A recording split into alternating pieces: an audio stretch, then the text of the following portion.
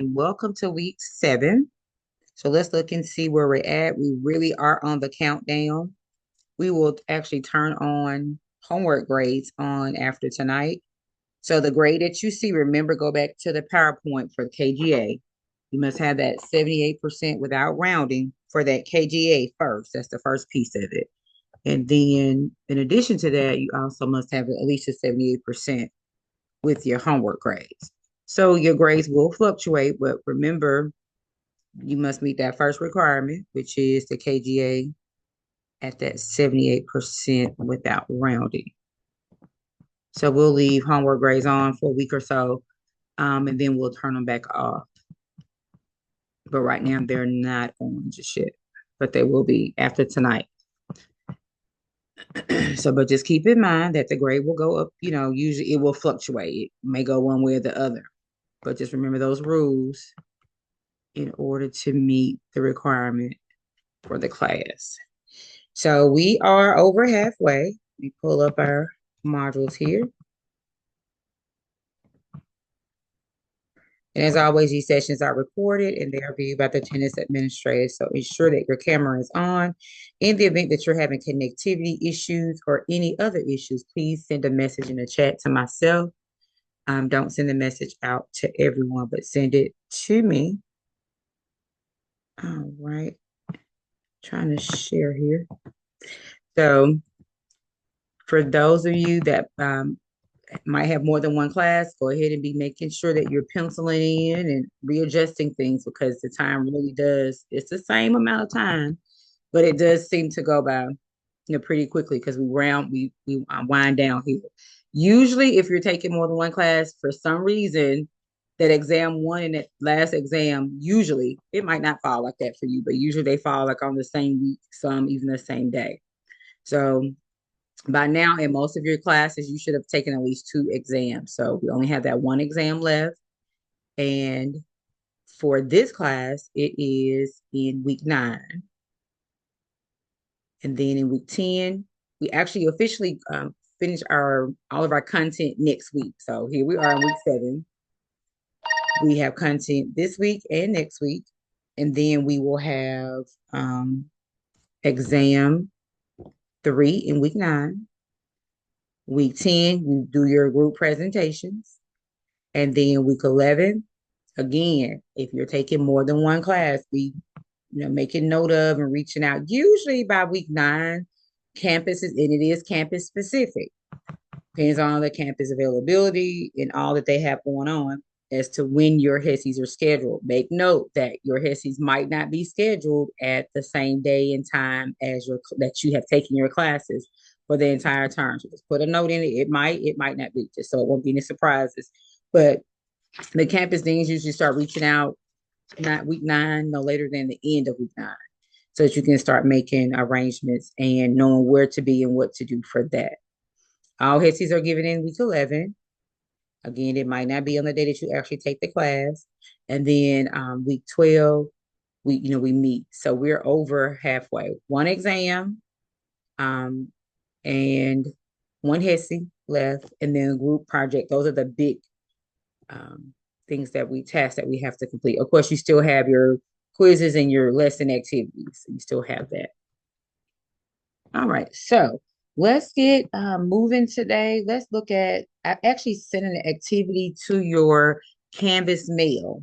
We're going to look at that first slide together. So I'm going to share my screen here. And you can go ahead and be pulling up because we will go into smaller groups for just a while. All right, so let's share. Let's move this little bar away here. So as slideshow. And you, by now, you have found out some test taking tips that work for you. So I just jotted down some here. But as you start looking at each test question, each scenario, you want to identify, what is this question even about? What is that concept? Um, is it about safety? Is it about delegation? What is this question really about? So identify what is the question about, the concept. It is sometimes there are 2 concepts, but then it's narrowed down in this next question, it says, what is the question asking you to answer about that concept? For example, is it asking you to make a choice about what's priority, what should be done first, second, next? Or is it asking you to select something where the person has stated something incorrectly about the concept? Because if a person needs more teaching, that means whatever their responses are not correct. They don't match what the concept is actually about. Because if the person is stating or saying what is correct or matches the concept, then they don't need further teaching. So, what is the question asking you about the concept? Or is the question asking you to identify what's in the LPN scope of practice or the unlicensed personnel? What is specifically is the question asking you to answer? And then look at each answer choice and then have a discussion. Does this match? Is this answer choice, does it have anything to even do with the concept? Because believe it or not, some answer choices are just placeholders. So if you read an answer choice and you say, well, hey, does this have anything to do with the concept? Is it answering the question that they want me to answer about this concept? If it does not, you automatically just eliminate that one and then move on to the next one. Then another thing about the answer choice is the entire answer choice should be correct or match what they're asking you to answer about the concept. And if the entire answer choice is only part of it is correct, then you eliminate that one and move on to the next. Okay, so this first one we're going to do together here. So we'll give you time to read through it. Let me move us over here out of the way. Move this little bar back. So this time I'll give you all, since we want you to identify the concept, look through each answer choice and have a conversation with yourself. Do some jot noting, whatever technique you use. If I were to ask you about answer choice number one, what would your response be for that in reference to, is this the answer or not the answer? And the next answer choice and the next answer choice. So I think let's just start off with about 33 minutes and 33 seconds. So I'm going to go on mute here, read each question, and then refer back to those, go back here, the test taking tips that I mentioned here. Okay, and we're going to put it on start here. I'm going to go on mute. So read through it, and we'll just share out in 3 minutes and 28 seconds.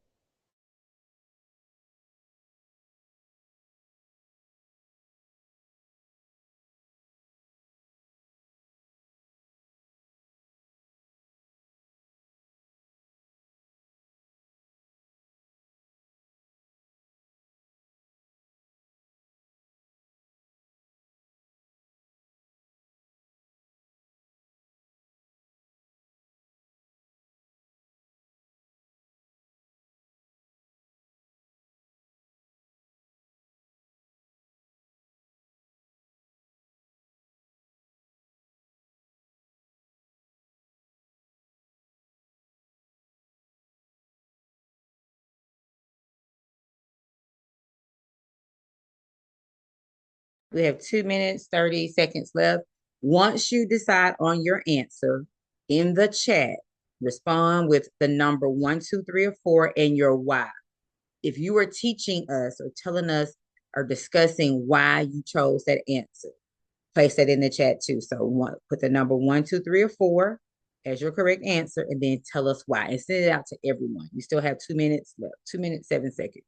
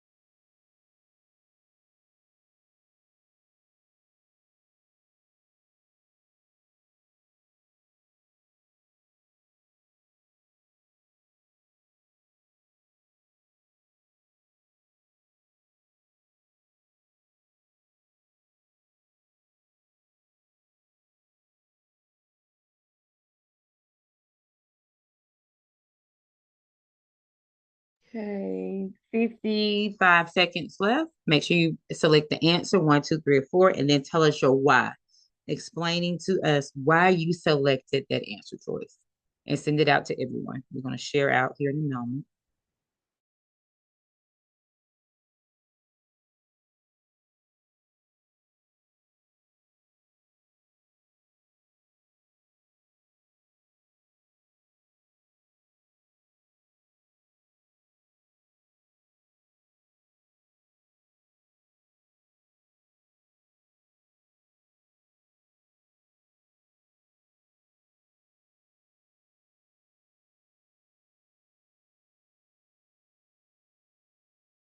All right, I'm gonna stop sharing here. And another thing that we're working on while you don't have 3 minutes for every question that you have on a exam, by doing this, hopefully it will, our little time is up, it'll get you, molded for that time. So another test taking tip is too, we're taking the time to actually read through, because most of the time when we're talking and discussing what you selected versus what should have been selected, as we're talking through and taking the time to think through it, you said for the most part, 99.9%, you all select the correct answer the first time. But that's after we're taking the time to look at answer choices and talk about what they mean and what they don't mean. So we want to do the same thing when we're taking the exam. So you have that 75 minutes. Take the time to read through. And then as you continue to do this, you'll speed up. So you wouldn't take the 3 minutes for every question, because you will develop that muscle memory where you quickly look and peruse and see what is the um what's the concept? Is there more than one concept? What are they asking me? Does this answer choice match or does it not match? Okay, so we have threes and fours, you all. Threes and fours. Adequate rounding helps frequent falls.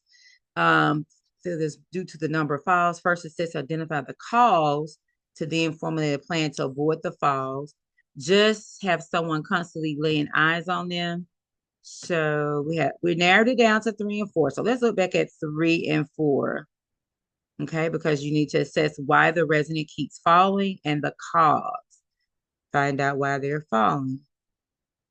Okay, because it decreases the fall risk.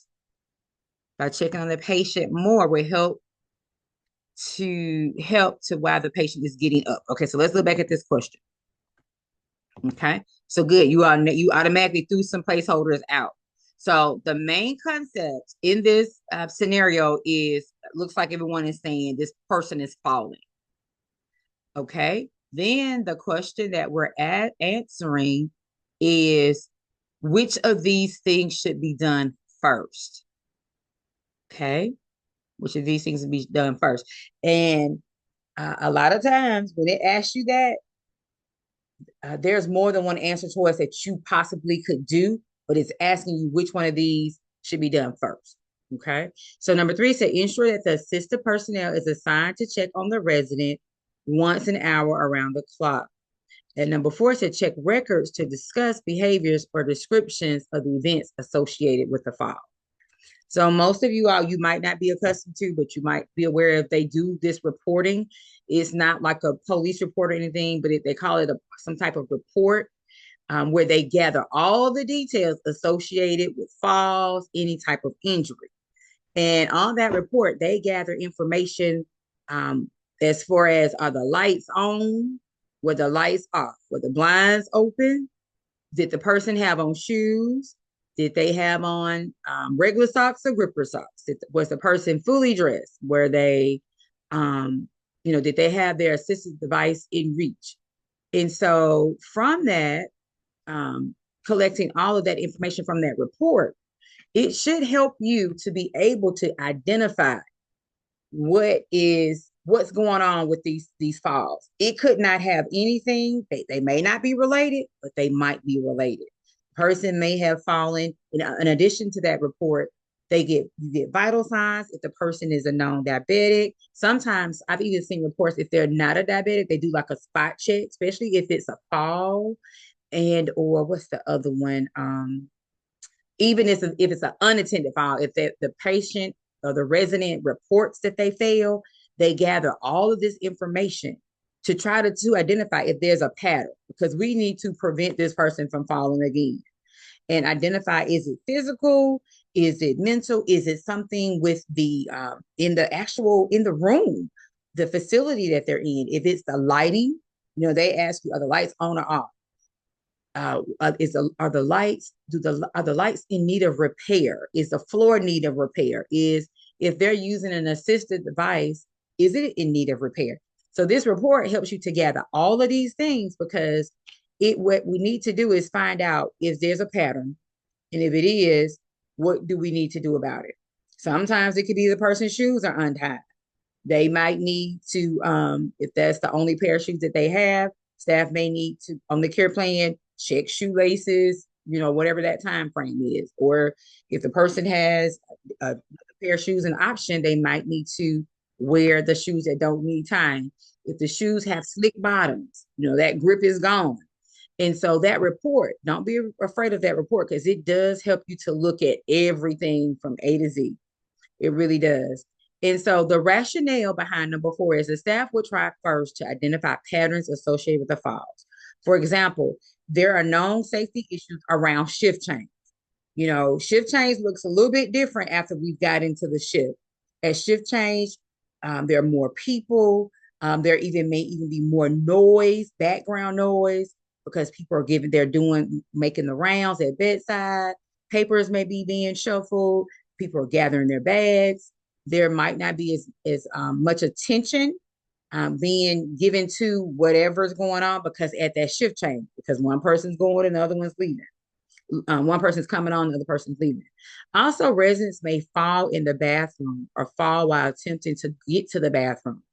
And if on that report, they ask the resident or the patient, depends on what facility you're in, what happened. They ask their side of the story. And if they can't respond, the person did not respond. They also ask, were there any witnesses? So you would get witnesses' statements as well, because it could have been, the person was going to the bathroom. Usually they're, normally have steady gait, and the person holler, oh, my leg is going out, and that person, that witness, it could give that documentation with whatever they witnessed. Person stated their leg went out, their leg got weak, or whatever it happened. Sundowners syndrome occurs in the late afternoon.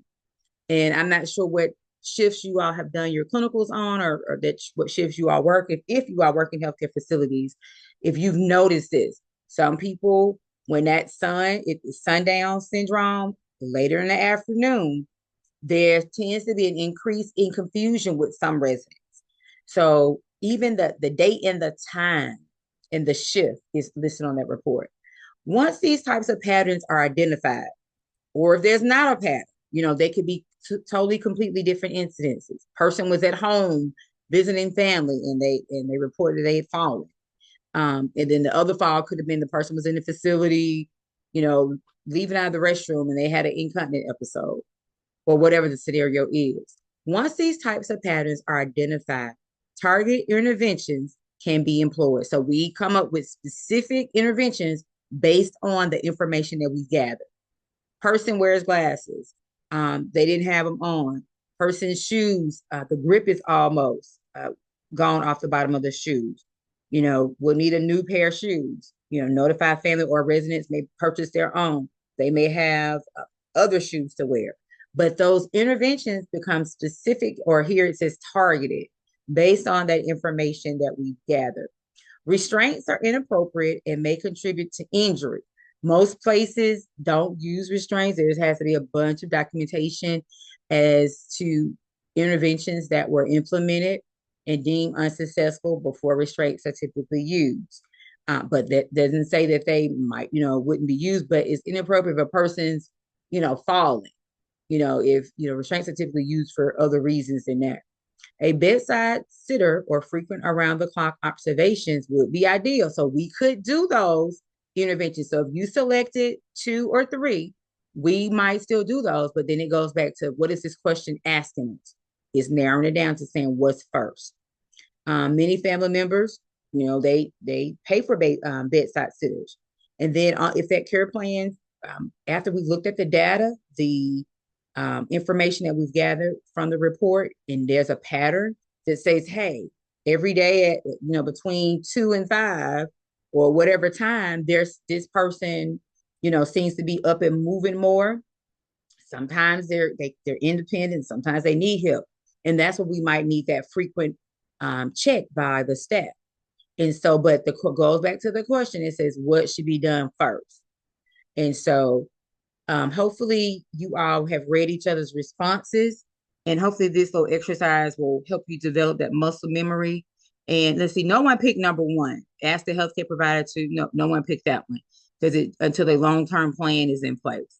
So if it doesn't match, because it's saying first, what did we do first? And then this person just falling once or twice a month. It doesn't really match what is going on. Because like I said, usually we use restraints for a different situation.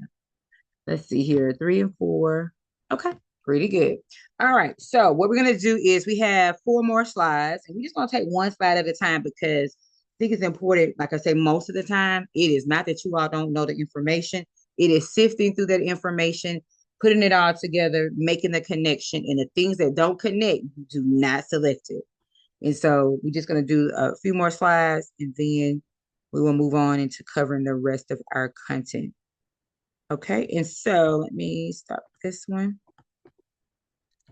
So let's look at the next slide, which should be your slide number 2. We're going to look at slide number 2 and number 3. And this time, I want you all to, we're just going to go into the breakout room. This is not your group 10 group, your week 10 group. This is just you and us looking at the next 2 slides, slide 2 and slide 3. And let's do the same thing. Remember, identify the concept or the concepts. Put it in perspective. What are they asking me to answer about this concept? Look at each answer choice. Does it match? If it does not match, and then why? What is your why? All right, so let's see here. Accept the invitation to the breakout room. So there are 2 slides we're going to look at, slide 2 and 3. So we only need about 6 minutes for that, and then we're going to come back. So accept the invitation. Let's see, and the breakout rooms are open. Discuss slide 2 and 3, and these slides can be found in your Canvas mail. And then we'll share back out. Say 6 minutes. Let me set my clock here.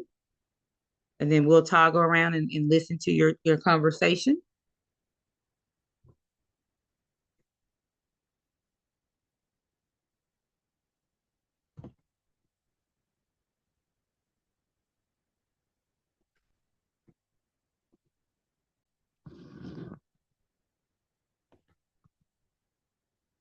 Hey, do y'all have the slides? I'm looking it up now. Okay. It's the one that says week 7 concept. Yes, and we just went over the first scenario. So we're just gonna look at slides 2 and 3.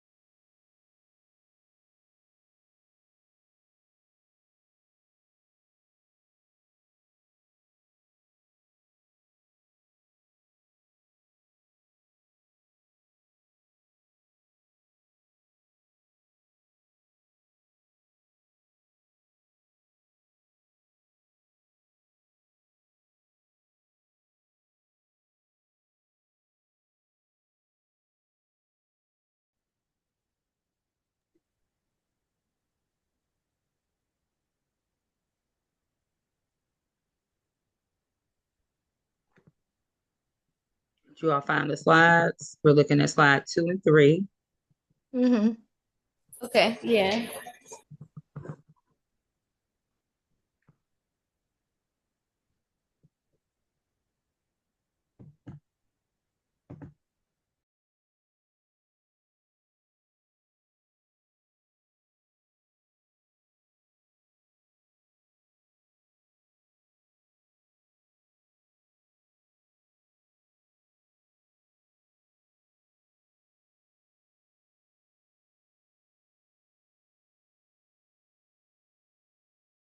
Graduate. So the question on number 2, we already know when did you first notice the changes, because delirium, we already know acute sudden onset fluctuates often, but with dementia is chronic. Over time, it progresses.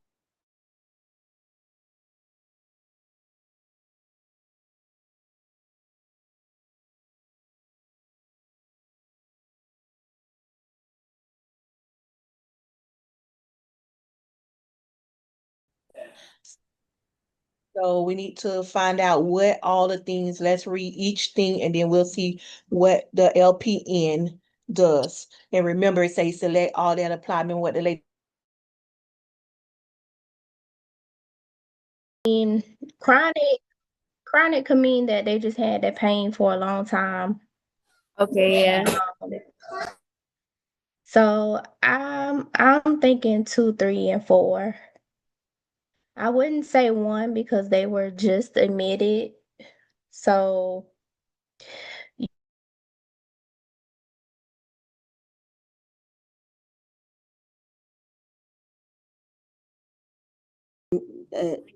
The other one is onset.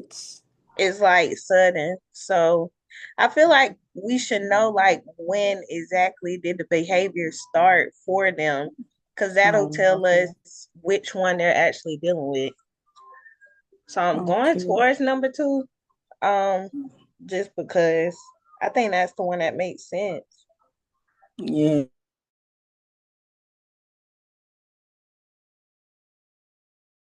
I'll tell you right now, that's bullshit. Yeah, our school Ms. told us already. Blackson, just remember these sessions are recorded, you all. Oh, sorry. So I had a question actually.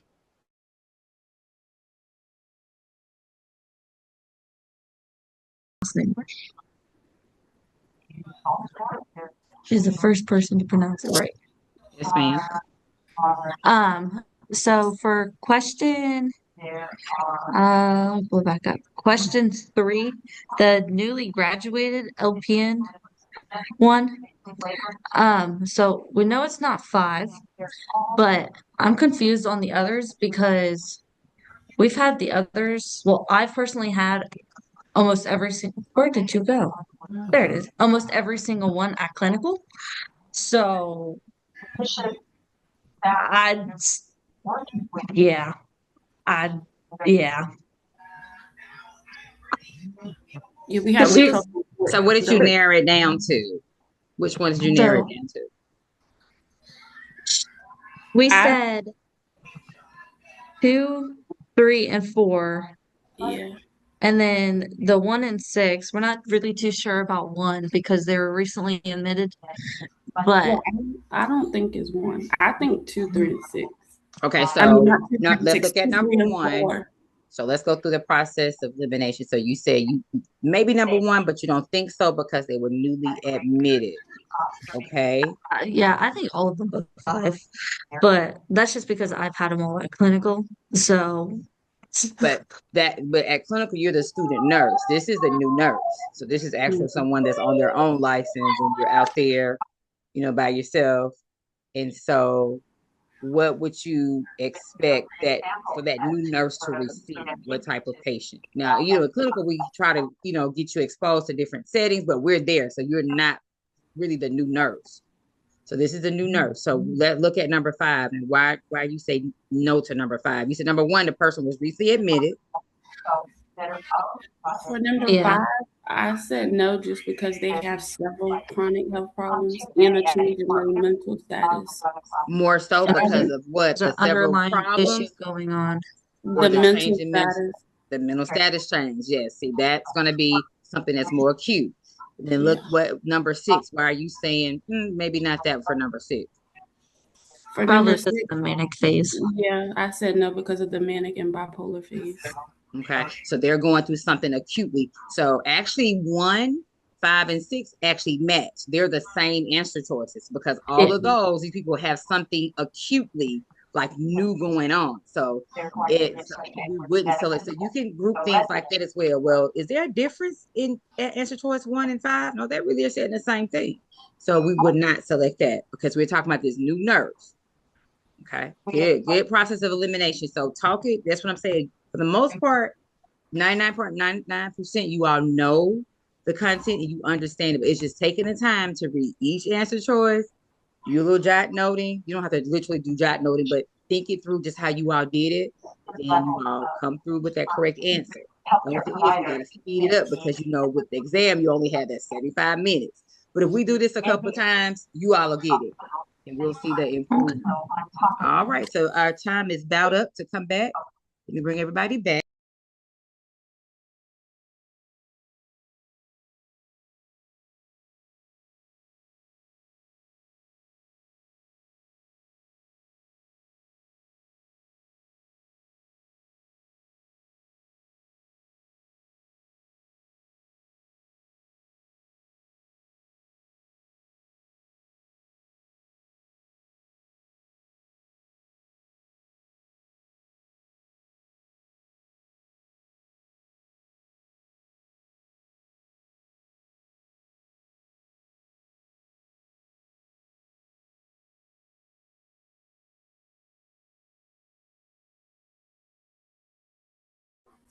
I can't hear you.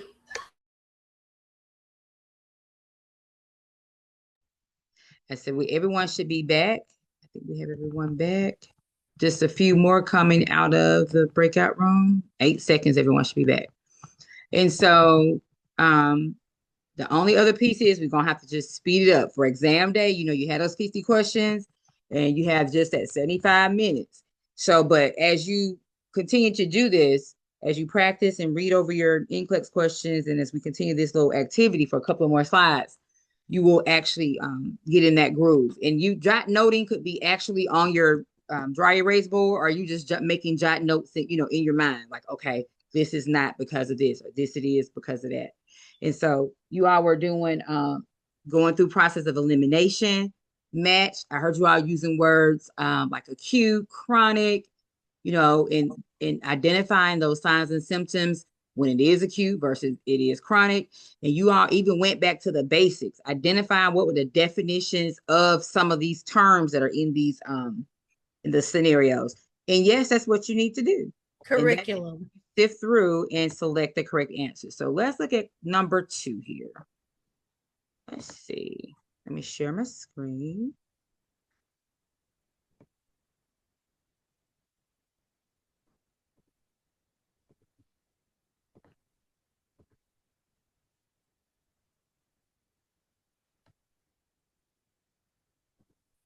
And this out of the way. All right. So we have an older woman who recently transferred from an orthopedic rehabilitation unit to the long-term care center. The daughter says, my mom has had mild dementia for years. I keep telling the doctors that she has never hallucinated or acted lethargic, but they will not listen to me. Which question is the nurse most likely to ask to differentiate, to tell the difference between whether or not this is dementia or delirium? Okay. So, what's the main concept? Are there 2 concepts? Here, what would we say the main concept is, or the main concepts are in this question? When did the changes in the behavior, like you first noticed the changes in the behavior? Okay. 2 more people. What is the main concept? So she says, notice change in behavior. What is the main concept in here, or concepts? Dementia and delirium. Yeah, the difference Dementia between and each other. delirium. Okay. Good. Anyone else? Okay. And so then we have to put it into context. We're going to add in, when did we first notice this change? But first, we got to go back to understanding what is the difference between dementia and delirium. Are they the same? Delirium is on like sudden onset. And dementia is what? Chronic and long-term progressive. Okay. Good. And she said that the mom has had mild dementia for years. She's never hallucinated or acted lethargic. So these symptoms that she's saying that her mom is having is something new. Okay. So what did you all come up with? 1, 2, 3, or 4, and then explain why you think that that's the answer choice. I picked 2. I said 2. We said 3. Oh, yeah, Okay. 2. So one person give us 2 and the other person give us 3. Give No, us your I why. meant 2. It's flipped on ours, I think. We said 2. Okay, so give us an explanation as why you selected number 2. We selected number 2 basically just because we need to know when the changes, when did she start noticing? Because again, with delirium, it's like a sudden onset. So if it's just now happening, it could be, we just need the background basically. And when they Okay. first noticed it. If it was, because if they noticed it like yesterday, then we could basically tell that it was probably delirium. Okay. Someone else. We picked 2 also, and the reason we chose 2, once again, to reiterate a little what Chris said, because the liver is the onset. And she said the doctor, they keep telling the doctors that she has never hallucinated or acted lethargic before. So that's something new. So we need to know, when did this start? You've been told us that we already know that she been had dementia, but now she has hallucinating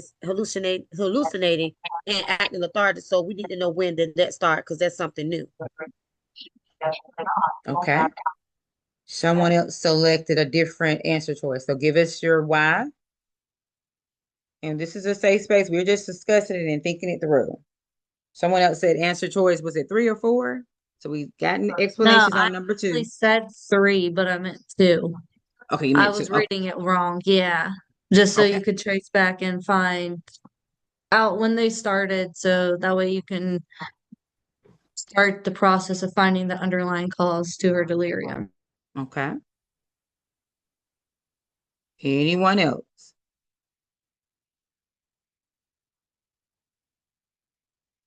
Okay.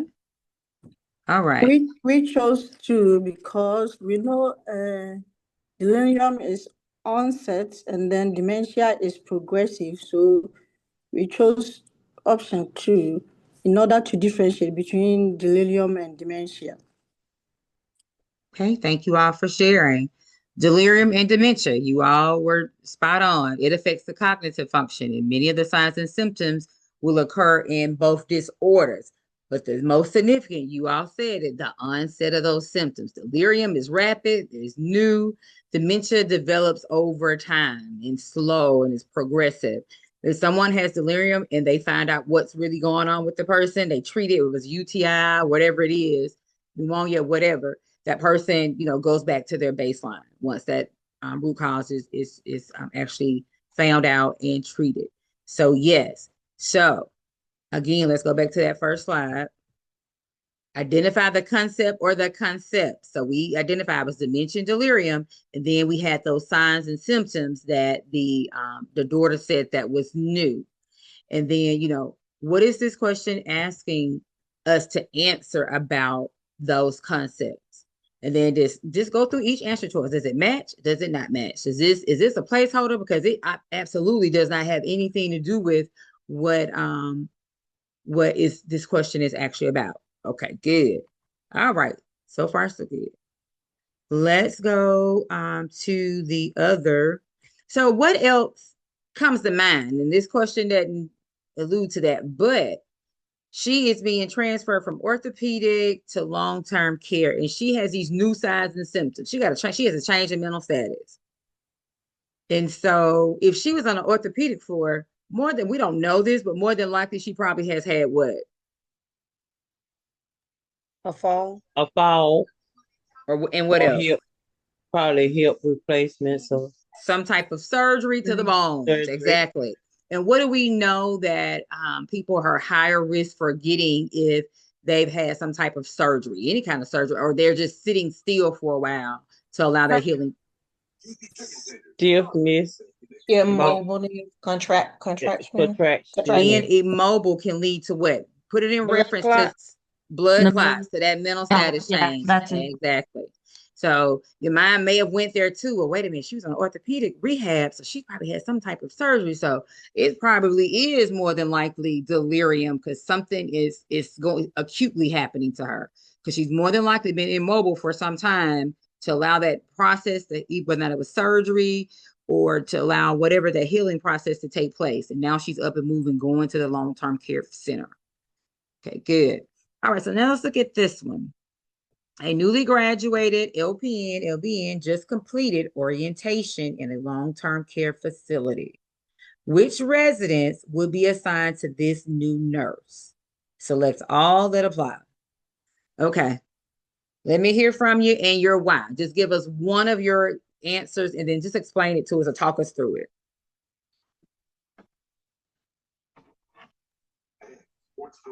Two, Okay, a now tell us. resident who a residents who need assistance while recovering from hip surgery. A LPN can do that because all she needs is assistance, maybe with basic daily needs or because she's just recovering from hip surgery. Okay. Anyone else selected number 2 and want to give us a different rationale or restate what was said? We did. I did too. Recovering too. Because a LPN can do range of motion exercises to help with the patient to try to, so they prevent them from being like constricted, moving their limbs, try to move their limbs or try to get them from moving side to side so they won't create any pressure injuries. Okay. So let's go back to the question. What you all are saying is correct. So what is the concept or concepts that this question mainly is about? Seeing what delegation that the LPN can do, like what they're delegated to do within their scope as a of new practice. grad though. Exactly. Put it into context. Ms. Prey, you both correct, but Ms. Prey brought it on home for us. New grad, a new nurse. So then we fine tune it a little bit more because this person they're newly graduated. Okay, That's why go ahead. when me and my group was talking, we didn't choose 6 because it's rare that you see them give a resident with dementia who is manic in a manic phase and bipolar disorder. It's rare that they would give that to a new grad, unless they have no choice. They're gonna always give the new grad the more lighter patient because they're new. So Ms. Prey, anyone else? We get like process of elimination. Which is there any difference in number 6 and number 1? And anybody can chime in. Go ahead, Ms. Prey, you're correct. Go ahead. No, Yeah, not really. 6 and 1. This state. I said no, they're not really a difference between 1 and 6. Because again, Okay. like Tim said, I just said 2 and 6. well, still with 1 and 6, they both got the change in the mental because number 1 is belligerent and confused. What about 1, 5, and 6? Is there really any difference in 1, 5, and 6? No. Exactly. You all are correct. So normally a new nurse would not get these patients. These patients are more acute. They have something, acute going on right now. There's a significant change. And the whole thing is a new nurse. So if this nurse wasn't new, yes. But the idea, the concept was a new nurse in their assignment or the team that they will take care of. So 1, 5, and 6, all of those patients, they're having something acutely going on with them. And they're going to need a more experience. Like you said, we wouldn't normally assign that to a new nurse. So yes, so if you did that process of elimination, and some answer choices are like that. Well, if I didn't select number 1, let me read number 5. But really, they're the same. So some of these things are just placeholders. So you wouldn't select 1, 5, or 6. Okay. So why would we select number 4? We didn't talk about number 3 or number 4. So tell us why we would select number 3 and 4. Because there are things that they like things that they already like the patient have had like a chronic, like something that's chronic that they're able to do and to help and assist the patient with. Okay. And then the new nurse. What's 2 terms that we try that well, if we're delegating, if the LPN is delegating, and we are trying to determine which patients we will delegate and task we'll delegate and assign to the unlicensed personnel. We do the same thing with the new nurse. So what are those two terms that we use when we're trying to say, no, we're not going to delegate that, even though that nurse could take care of it because they're licensed now. They're not a student nurse, they're licensed. But because we know that they're new, we would not give that new nurse a blank patient versus a blank patient. The patients in 2, 3, and 4 are what versus the patients in 1, 5, and 6. Is One it word. stable or High, predictable? high level, and 2, 3, 4 was chronic. They had it for a long time. Stable versus unstable. Yes. Got it. Good. That's what I heard you out. I did hear several people talking. So, and I did hear stable, and then the other thing, unstable. So 1, 5, and 6, they have an acute something going on. They're unstable. So yes, and then 2, 3, and 4, it's all of them are within the scope of practice, but out of just courtesy and the right thing to do, we would not assign a new nurse that those acute patients, the ones that are unstable. All right, let's see that we cover everything. It says a new nurse should be assigned to care for stable residents that have relatively straightforward health concerns that require common nursing interventions. For example, hip surgery, stroke, arthritis, create problems with mobility and self-care. I think that's what you all said. Persons who are post-surgical and those with arthritis require pain management. I think that's what you said. Recently admitted residents, especially those having problems with adjustments, would be assigned to the more experienced staff, not the new nurse. A change of mental status is an acute situation, and an RN should care for this person while the cause is investigated. Comorbidities such as dementia and other mental health disorders require experience assessments, and RN should care for the resident while the manic behavior is evaluated and treated. Good. We're spot on. Okay, so this one right here, we didn't look at that one. Let's do a whole group, and then we're gonna move on to I think it's one more. So here we have an older resident in a long-term care center who has been immobile for several weeks. Suddenly displays confusion, anxiety, and respiratory distress with dyspnea. What would the nurse do first? So read over, put in the chat 1, 2, 3, 4. Just put the number.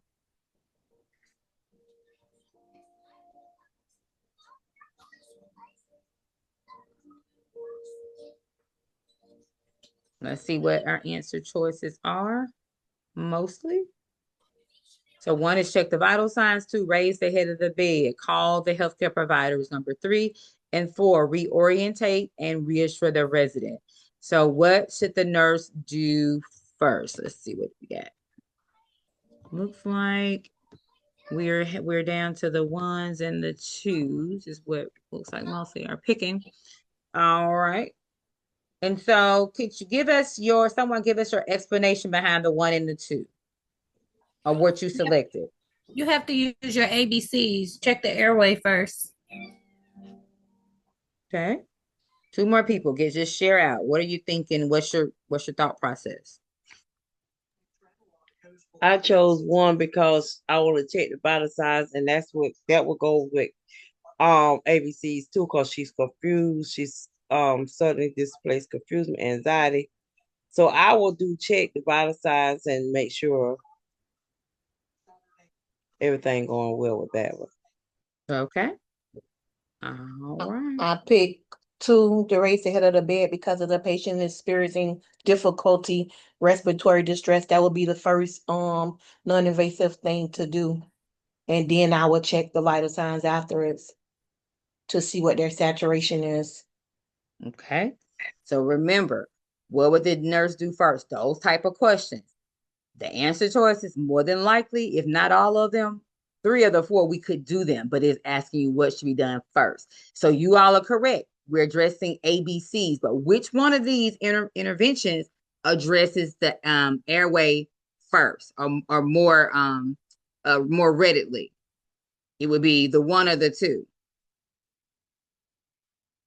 Number 2, raising that head of the bed, because this person, they said that they're in respiratory distress. So we need to get them up in the bed. Of course, we're going to check their vital signs, but we need to make, it may be that raising them up or changing that position would allow those lungs to inhale and exhale to inflate and deflate properly. So getting that head of that bed up first. and then going on doing the all the next things. Because we, of course, we're gonna call that health provider. We're gonna have those vital signs. And then, of course, we're going to be reassuring and reorientating our client. So raising the head of the bed is a quick intervention that helps the resident breathe. So you all were spot on. ABCs. Look and see, is there an intervention that addresses that? We had two, check vital signs and then raise the head of the bed. But which one is the quickest intervention that we might can get that gas exchange addressed? Raising that head of the bed. After using emergency interventions to relieve that respiratory distress, such as applying oxygen, suctioning, repositioning, clearing the airway, and then we can do all of the other options. We're going to check those vital signs. We're going to call that doctor, and we're going to reorientate and reassure the client. Even here, most of the time when the client is in an acute phase, most facilities have some type of code that they call out. And so a button they push or whatever, some type of alert system, and others come in to help. So some of these things, but first of all, we get the head the bed up. We're alerting the alert system, and others are coming in. So some of these things, the vital signs are being obtained, and the healthcare providers is being notified, and the client is being reassured and reorientated pretty much simultaneously. But you all are correct. Let ABCs guide you. If ABCs is not a problem, then we go to, remember, Maslow's hierarchy of needs. Food, water, shelter. What's on that bottom of that triangle? You know, if I don't have shelter, I'm not worried about all those other things on the triangle. I need to get, and you can go up and down that triangle depending on what the situation is. A storm just came. Person may have just lost their job. Food is the issue. So, but first, airway, breathing, circulation, and then let Maslow's hierarchy of needs guide you. Okay, let's look at this one here. Let's read through it. What is the nurse's responsibility in a long-term care facility where certified medication assistants administer the routine and scheduled medicines? So number one, and then of course in the chat, respond 1, 2, 3, or 4. Perform the 6 rites of medication administration. Assess for pouching or difficulty with swallowing after the meds have been given. Assume liability if the CMA administers medications to the wrong resident. Monitor for therapeutic response and side effects after the medications are given. So what is a nurse's responsibility? You're in a long-term care facility where the CMA is administering routine and scheduled meds, because I don't think they can do like PRNs, but they're actually administering medications that this patient has been on, their routine and their schedule. So in the chat, 1, 2, 3, or 4, and I give you all a minute and 30 seconds to kind of look through the answer choices. I set my little timer here.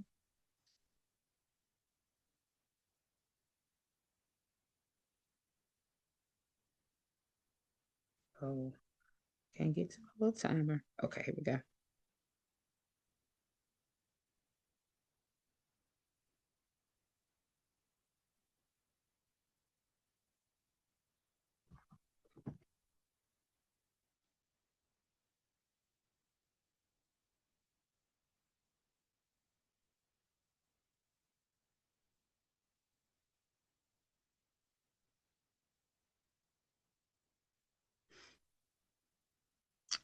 Okay, let me stop sharing and see the responses. What numbers do we mostly have?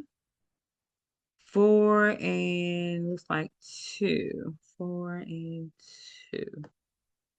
Okay, let's go back to our slide.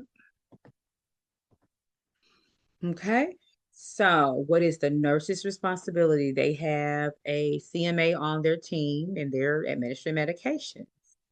So we're saying assess for pouching or difficulty with swallowing after the medications are given. Or are we monitoring the therapeutic response? So why didn't you all select number 1? I just want to hear from you. Because they should already be performing the 6 routes of medication when she pulled the medicines. She should be already doing that. Okay. Make sure that patient right. All right. Okay, so now why did we select number 2? Why did we select number 2? Some people selected number 2. I selected number 2 because it wanted to know, like, it asked What is the nurse response in the long-term facility where it wasn't no the response to, I guess, to the medication? Okay. What's the nurse's responsibility? Right, I'm sorry. Okay. All right. So why did you select? No one selected number 3. So why didn't you all select number 3? I didn't see number 3 in the chat. So tell us why you did not select number 3. Because you never assume anything. Okay. And then why did you all select number 4?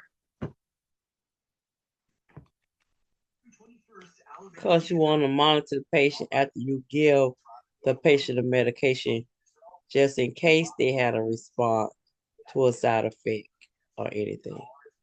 Okay. You So always then, want And ongoing assessment, the nurse is supposed to assess the patient and also to see if they had adverse effects or if the medication is actually working too. okay. Any other comments?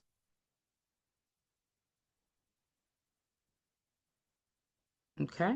So the nurse has pharmacologic knowledge and is responsible for monitoring response of medication and side effects. I think that's what you all just said.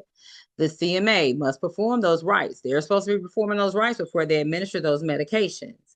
And then also the CMA is responsible for personal actions that are within their scope of practice. So anything that they're doing and that's not within their scope, or if they're doing something that's in their scope and it's done unintentional, remember we talked about intentional and unintentional, it's still they're responsible for those personal actions. But the nurse would be liable if the CMA reports information and the nurse fails to take the appropriate actions.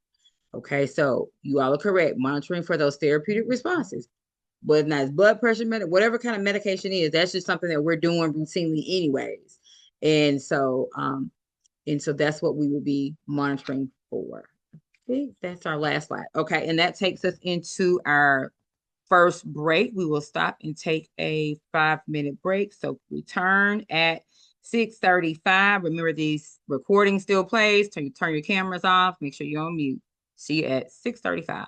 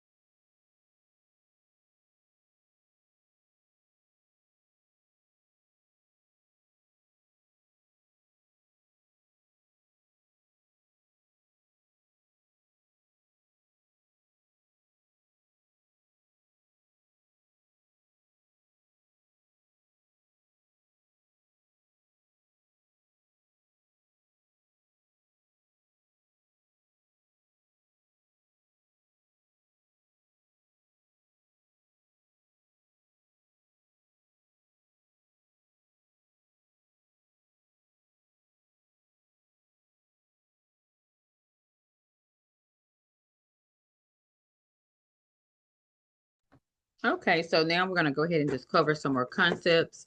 And I do want to just make sure that we'll look at each slide and understand and digest the information that's there. So as a healthcare professional, as a nurse more specifically, we are signing up to be life learners. We're committing to ongoing education, learning what's the latest, the newest evidence out there, information, so that we can provide that best care for our clients.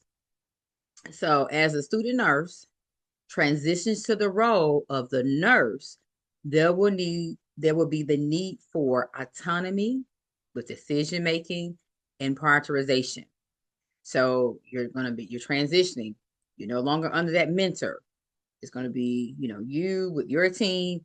And so all of that information that you learn about decision making, your scope of practice, and you're going to have to go ahead and start making some decisions about your patients, your team, with delegation. You're transitioning, and if needed, seek verification from someone that's more experienced. And then as time goes on, they'll be coming to you. Your roles will be switched. You'll be the seasoned more. You won't be the new nurse anymore. So, but nevertheless, we are life learners, and as we transition to that nurse, we will be making decisions, be deciding what's priority.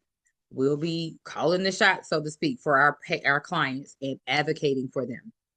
And if all else fails, if you have questions, don't ever be afraid to ask. There's always a team leader or some coworker that is more experienced. And you can also refer back to the policies and procedures. They will give you the guidance as well. So professionalism involves being respectful, being assertive, not aggressive. In being respectful, we tell our clients, truthful information. We don't change policies and procedures because of whatever it is, but we want to be respectful, give them enough information so that they can make informed decisions. So establishing those therapeutic relationships, it builds trust and promotes effective teamwork. And also amongst your team, your coworkers, and also the patients that you are taking care of. Addressing issues respectfully and privately, maintaining that dignity and promoting improvement without damaging. I'm not sure if I got it on the next slide or not. No, I don't. So, but just making sure that, if it's something that needs to be discussed privately, pull each other to the side. Don't make a scene and keep things private. And of course, if something needs to be reported, of course, we're reporting it, but that's still a way that you do that in being respectful and showing that dignity. So professional development, you all will, and it's sort of kind of like the HESI remediation. For HESI remediation, you're required to complete a time component based on your score. So professional development, and some places call it continuing education units, CUs. We're life learners, as I initially said. So it's a continuous process and is needed for one to maintain your licensure.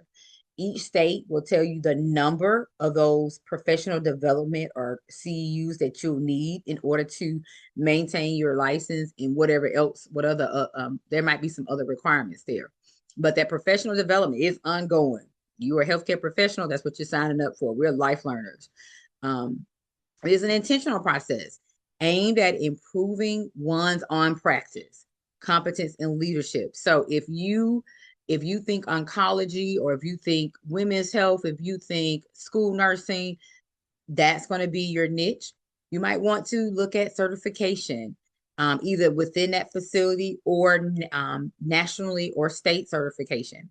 And your professional development, those would be the courses and the information that that you'll go get your training about. And of course, you can for professional development in those CUs, you can select whatever topics you want. But if you want to improve upon your skill set, your understanding, you will be intentional about that process in selecting courses and competencies that will validate what you know and understand about that setting that you decide to work in. So the nurse decides. It is an ongoing self-directed learning. Now, some facilities, they do have, their ongoing education, but it's in reference to the nursing and keeping up your nursing license, a requirement is doing the professional development. It is ongoing until you decide not to renew anymore. And it's self-directed. You decide which classes and courses that you want to take, and the skill enhancement throughout your nursing career. So if you want to be, I know you probably have talked about it I know it used to be community, like parish nursing. There specific courses and things that you can take for that. There are some facilities that offer like not peg tube placement, feeding tube placement. You can become certified within that facility. And those are skills that you can use or gain or acquire to enhance your nursing career. And those are things that you would list and update on your resume as well.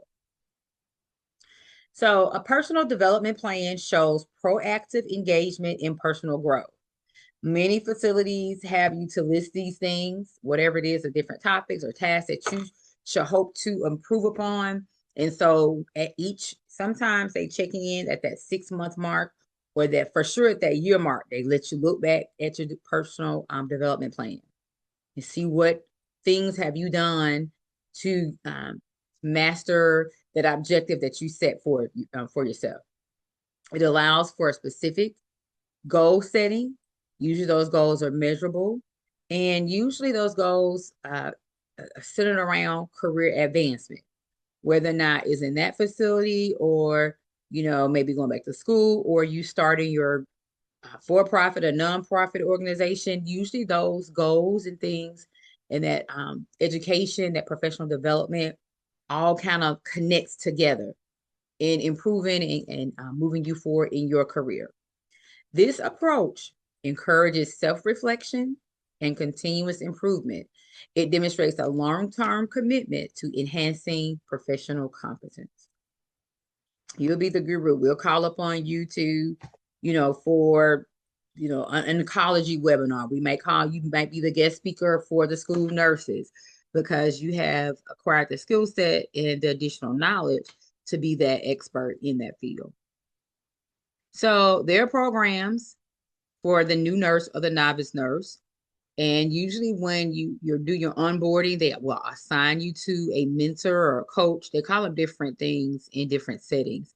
But usually that new nurse, they work along with a preceptor, coach, or some type of person that will help the new nurse develop confidence in their autonomous and decision making, so that you'll feel okay. You have a wealth of knowledge.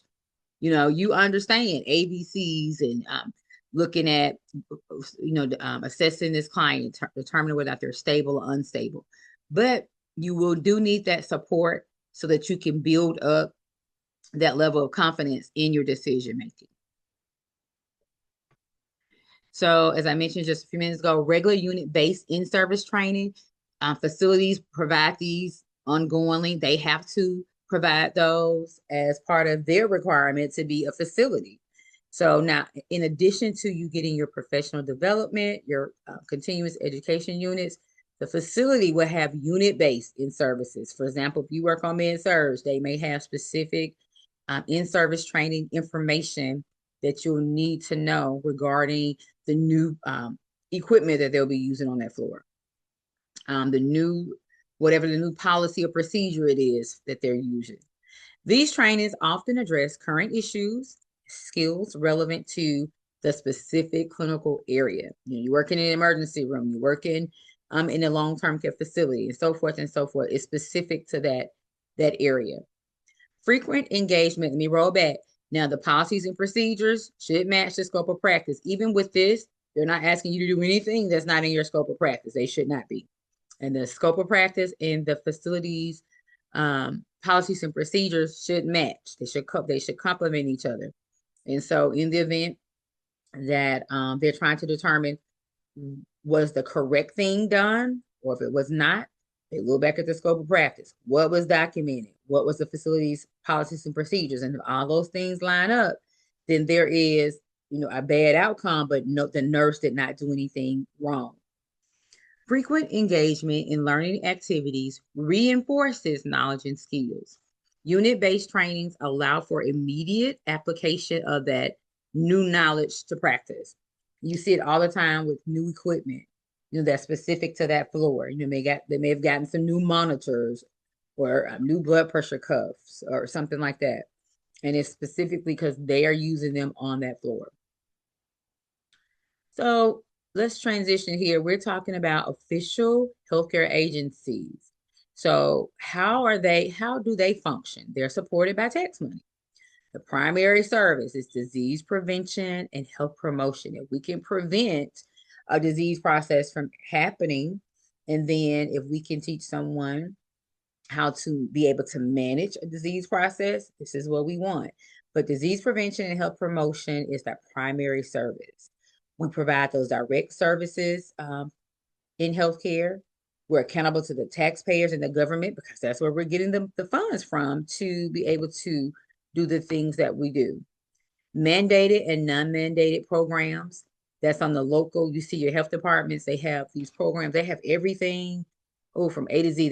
We found out some new programs that they're actually having in a lot of the health departments where they're having like these cooking classes.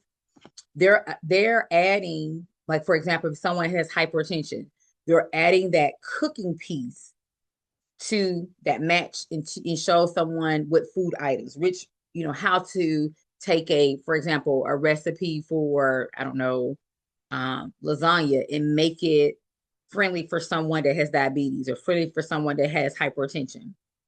And so they're drilling down, being more specific, which is good. And they're not only just telling people about it, they're actually having these live demonstrations, these make and take. So it's really good.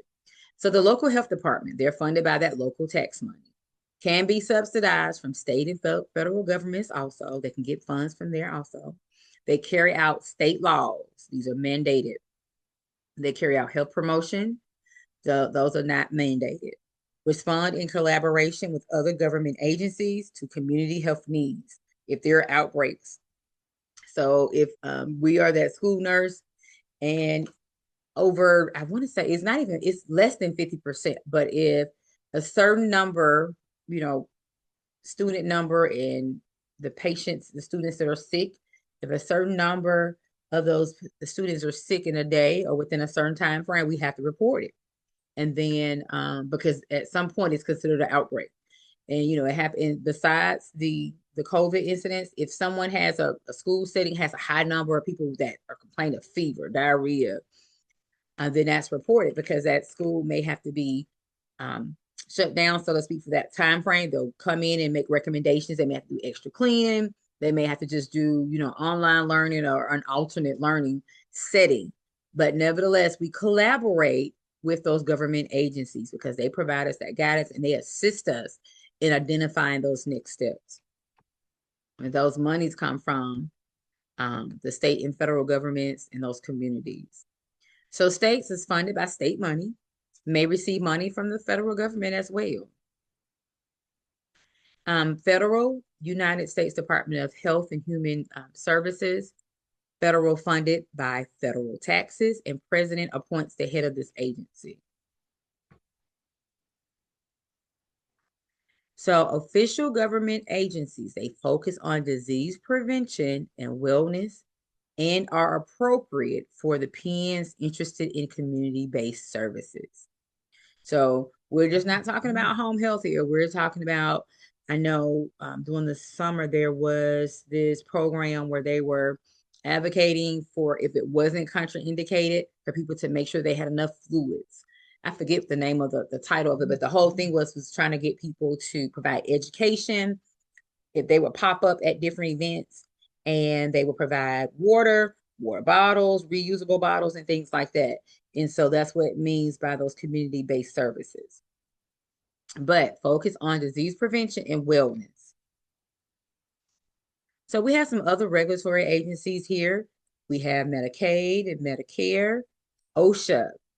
So OSHA they're centered around, their focus is preventing those work-related injuries and illnesses and deaths. That's what OSHA's primary responsibility is. So they come in, they do those inspections. For example, they have a facility that makes, I don't know, something, we'll say shoestrings. And in that facility, they're supposed to have certain mats, they're supposed to have a certain amount of lighting. And so they'll make their inspections, and what is the based on how that facility is classified, they'll look and determine whether or not they have, the correct mats, the appropriate amount of lighting. And that's all important, because if a person comes to work and I need a certain amount of lighting to do whatever it is, the job, to be safe so that I can see, and so I don't slip and fall. And that's OSHA needs to, that's why OSHA will come in and determine whether or not the facility is passing inspection or failing inspection, because people can have injuries and illnesses and even die because of a mat that should have been replaced, because that mat was there to prevent the person from, falling over into the fire pit or whatever, preventing some illness. So it is very important when we're in these facilities and equipment is torn up, needs to be replaced, making sure that we're following through to report it and get that particular equipment out of circulation, because it could mean the difference between us being injured or, becoming ill, or the people that we're taking care of. The CDC, they research data, they collect data, they look at, they put the data out there and the information in hopes of controlling or even preventing diseases from actually occurring. And then we have the U.S. Food and Drug Administration. Not only does the FDA looks at foods and medications, they also look at medical devices and cosmetics and things like that, to ensure that these products, that these foods, that these medications are safe for us to use. So it's a whole rigorous process to that. And so these are some places that you might could work as a nurse, if those things interest you. But that's what they are all about. So the private healthcare agencies, services must be paid for, that are accountable to the owners. If they are saying that a person owes, the bill is $100 for whatever the services that are provided, that's what must be paid. It's private. Programs determined by defined goals of the organization. Primary service, curing disease and illnesses, also provides wellness and disease prevention. There are a lot of private healthcare agencies. Some are nonprofit, some are for-profit, and they provide an array of services. For example, prosthesis after someone has had a mastectomy. They connect them with those different agencies and medical equipment companies, and they provide that support. It could be providing the support to get them to the place, providing that transportation, or to provide that follow-up. That's just one example of a private healthcare agency, a service that they could be providing to help that person manage whatever disease process that they have going on. Another one that we've ran across is this is pharmaceutical company. They are actually helping people to be able to manage their high blood pressure. So they're providing the people with the cuffs, the calls, the coaching, the one-on-one of what do those numbers mean. They're taking it a step further where they actually have the person to go over their what they've eaten, and they talk about the different food choices and options and how those things can affect their health. Medications, what medications do your doctor have you on? Explaining and talking to that person how those medications work. And if it's the blood pressure readings are, it's close to normal or to that goal, then, they just continue to move forward and provide that support. So private insurance costs are passed on by employers to the consumers through the pricing of goods and services, meaning everyone indirectly pays for a part of that healthcare cost.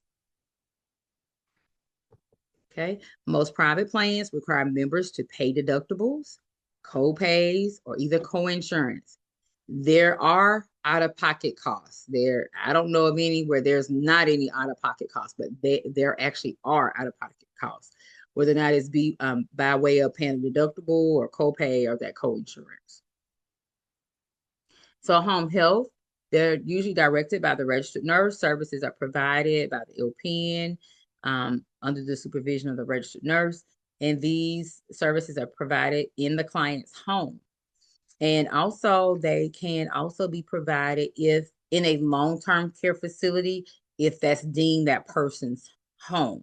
If they're in that long-term care facility for a, I don't want to say extended amount of time, but that's essentially what it is for long term, then that's deemed their home. So actually the LPN can work for a home health agency and then go into a long-term care facility and see those patients. CNAs go in and do the same thing. The person just lives in the long-term care facility. But they also go into the patient's actual home.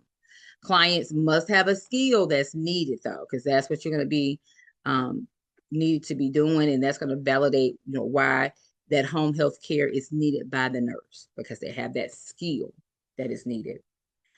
So medical necessary care to improve health or maintain or slow decompensation. And some examples are after major surgery, they may need IV medication. These are all examples of some skills that will indicate this person needs this home care. Severe infection or other health issue.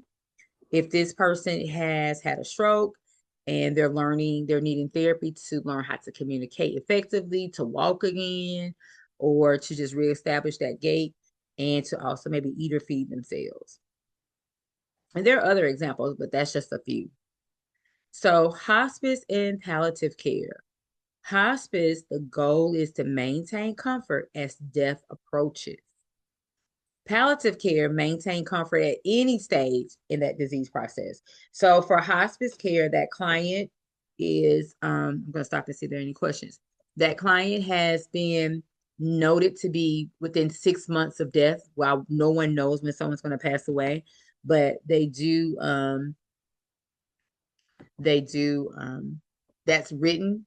And so that client is able to subscribe to the hospice services. And again, this person can be in their home. Many hospitals have those inpatient hospice floors or units, or they may have a facility that sits on the same campus as the hospital. And these clients can also receive this hospice care within a long-term care facility.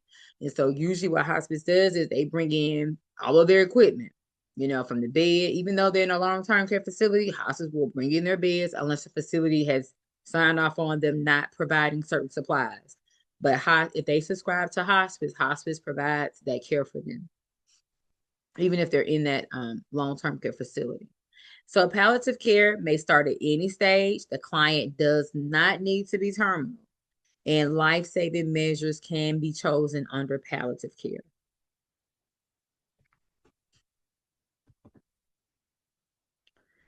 So patient care services, we have wellness centers, adult daycare centers, and all of these are settings that you might, think about working in. Residential care homes, assisted living, long-term care. There's so many different settings out there now. For community health services, best for clients in need of education, can be groups or communities. Screenings can be done for that early detection and prevention. And then the role of the community health nurse. We're advocates, we're caregivers, we're case finders, health planners, occupational health nurse, and we can also be that school nurse if you're working in that community. Many facilities now, industries, they have like a healthcare team. So you can be that nurse that's working at the factory that's making the shoestrings or the cars or the paper or whatever. But they've at most of them, and even don't forget about your sports teams. They have the whole healthcare team. And so the possibilities are just unlimited. It just depends on what you're interested in. So locations can be outpatient clinic services, HMO clinic services, and freestanding private services. So let's look at Medicare and Medicaid. So Medicare is a program of Social Security, federally sponsored entitlement program, and public health insurance plan. It helps finance healthcare for all persons older than 65 and their spouses. So Medicare is 65 and older, have at least 10-year record in the Medicare covered employment, must be a citizen or a permanent resident of the United States. Coverage is also given to certain younger persons, they may be younger than 65 if they have certain disabilities. For example, if they have end-stage renal disease and they may be 30 or 40. So then they can also qualify for Medicare. No person is denied based on their past medical history. And Medicare does cover home health services if the patient meets the homebound criteria and they need that skilled care. That's going to be the connection with that. So, primarily for people that are 65 and older, have that 10 years that have contributed to the system. So, we have different parts of Medicare that pays for different things. So, Medicare Part A is inpatient. So, think about being in a hospital, the nursing home, hospice care. B is outpatient care. So, if they need medical supplies, it covers certain doctor services, but it's things that are outside of the hospital or outside of a facility. And then Part C, offered by a private company that contracts with Medicare. It can include HMOs, PPOs, and we'll talk about some of these a little bit later. And then it also offers that prescription drug coverage. But then you also have Medicare Part D, which does provide coverage for the medications. And it's offered by insurance companies and other private companies approved by Medicare. So A is in the facility, like the hospital, then B is doctor's appointments and things like that, everything that's outside. And then C is offered by a private company. And it does include medications. But if you don't take Part C, so how do you get your medications covered? You subscribe to Part D because it does cover the medications. Okay. Medigap benefits assist to cover the following: co-payments, deductibles, co-insurance, limited coverage situations. So Medicaid and who is eligible. It does vary from state to state. There is joint funding. Now the state can decide to accept or refuse Medicaid funding from federal. So therefore, Medicaid coverage will vary from state to state based on, if that state decided to receive those funds and add additional coverage for their residents. And usually you see the person is under 65 that is subscribed to Medicaid.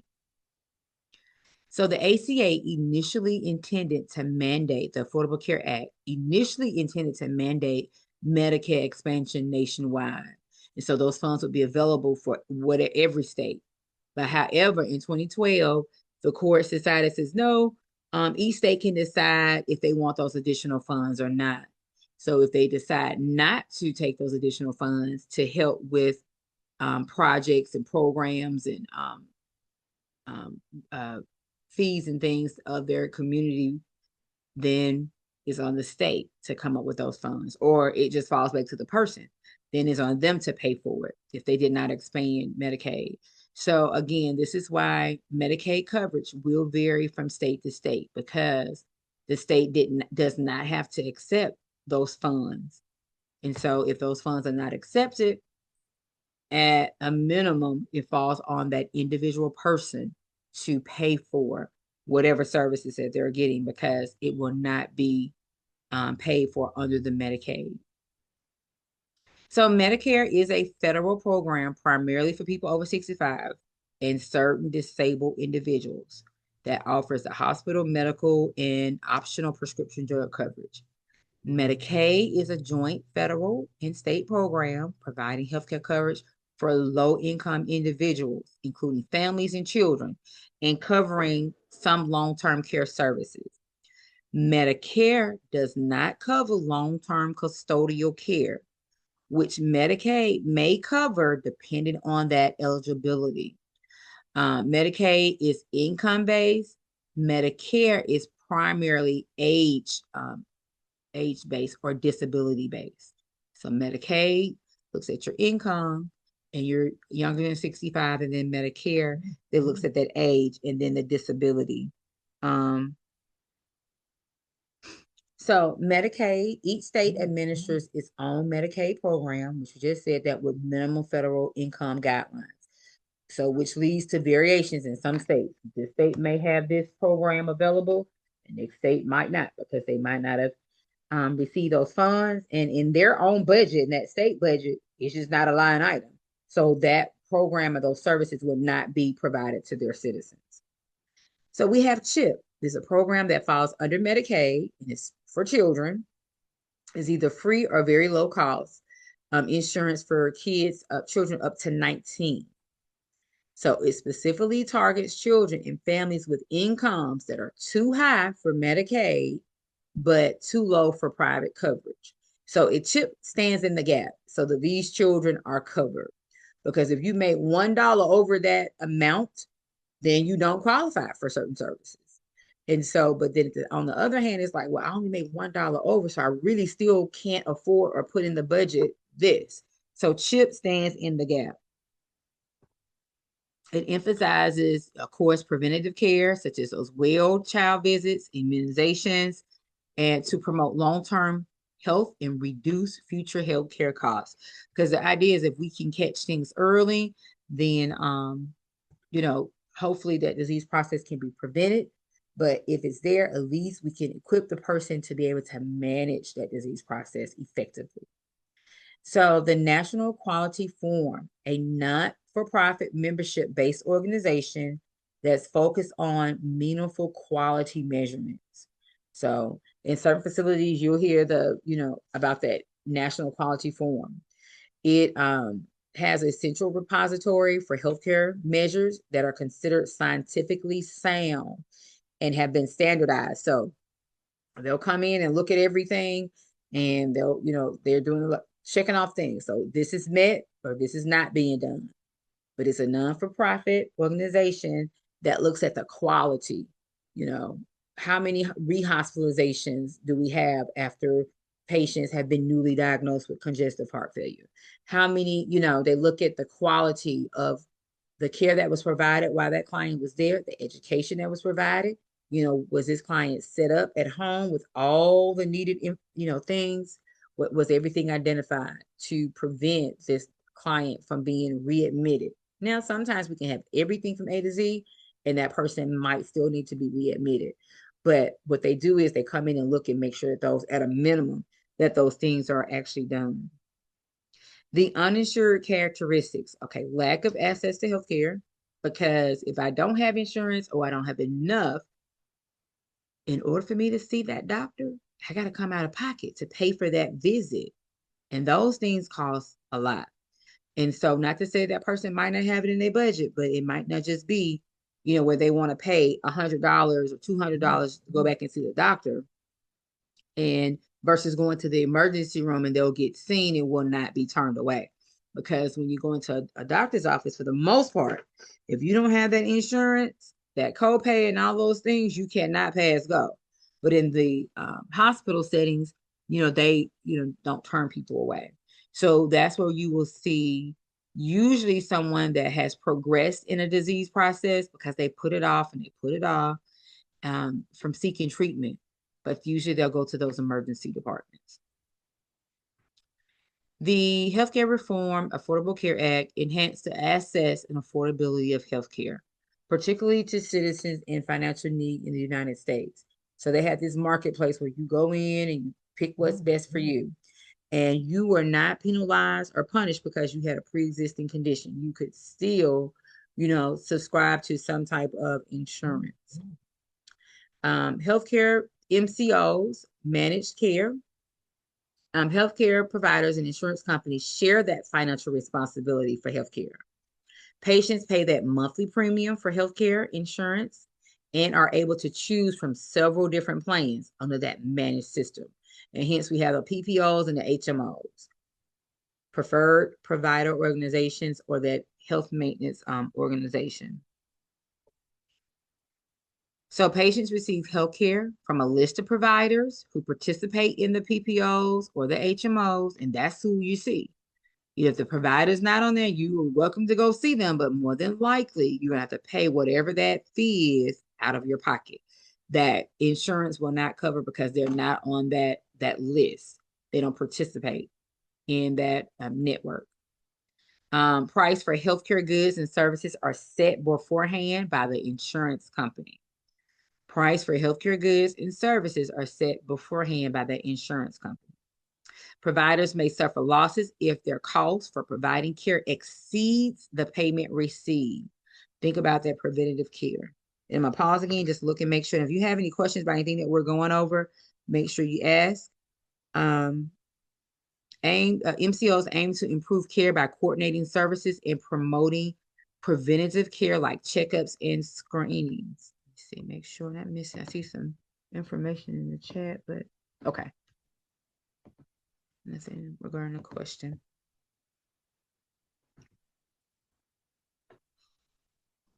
Okay. So we have accountable care organizations. These are organizations of healthcare providers that are accountable for the quality, the cost, and the overall care of the Medicare patients. Must have defined processes for promoting evidence-based medicine and reporting that data and coordinating that care. So they come in and they say, they have like these checklists, like all these different things that must be done. And that's showing their accountability. And in addition to that, they actually do those things that's on that checklist. So groups of healthcare providers that coordinate high quality care, cost-effective care for Medicare patients, especially in those primary care settings. Their goal is to improve those outcomes. Everybody's goal is to improve those outcomes without unnecessary spending. And a lot of times, if someone's involved with these ACOs, they might have to have PAs or prior authorizations filled out or completed for medications or for tests, MRI or CT scan. So, because a lot of times the people that review the records are nurses and they check off, say, hey, yes, this is necessary or this is not necessary. And so, of course, the people can appeal it, but more than likely they will have to pay out of pocket. Okay, when they meet established benchmarks, they may receive a share of Medicare savings and contribute to improved care coordination for the patients. So they're coming in, the nurses coming in, or different, they don't have to be nurses that work for these different organizations, but they come in, they look at those records. They look at, how many reoccurrences this patient has had of exacerbations of COPD, how many hospitalizations this patient has had. They look at, is this patient getting their medications filled? What are their blood pressure measurements when they come in? They're looking at all of that to see if we're providing that best care for that client.